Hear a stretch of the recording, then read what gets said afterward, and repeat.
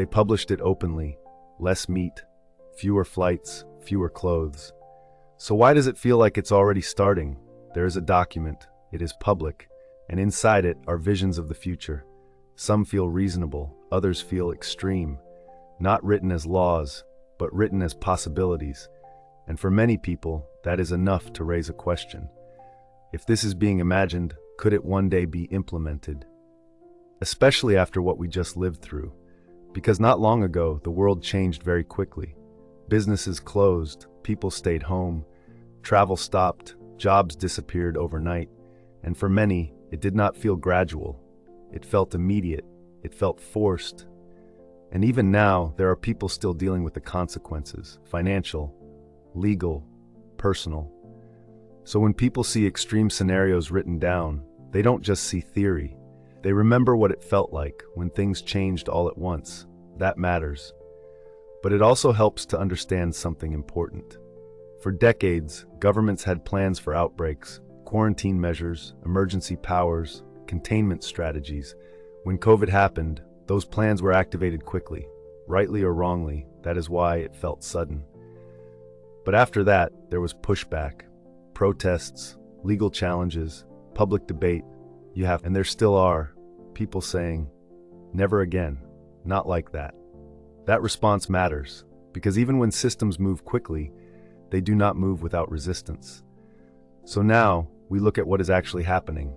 Not online, not in headlines, but in real cities. No city has adopted the most extreme version. Not one.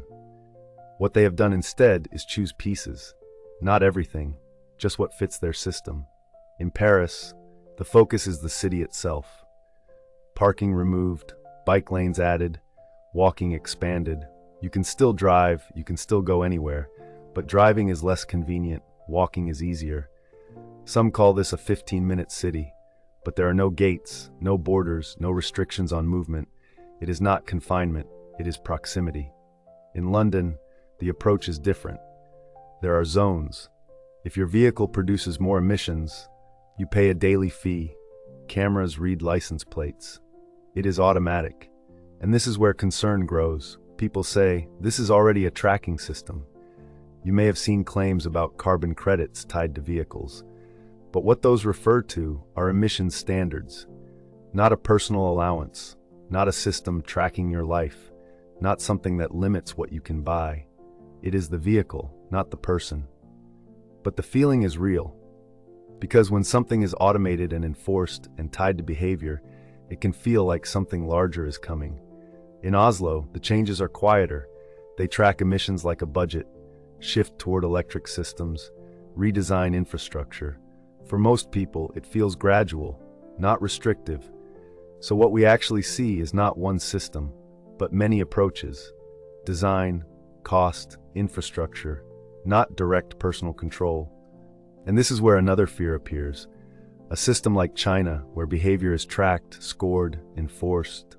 But there is a difference. In centralized systems, power moves quickly. In Canada, the UK, France, power is divided. Courts, governments, elections, public pushback. And we have already seen what happens when policies go too far. In France, fuel taxes triggered protests. They were rolled back. In London, driving policies caused backlash. They were adjusted. In Canada, carbon pricing is debated constantly. This is not silent agreement. This is tension between policy and people.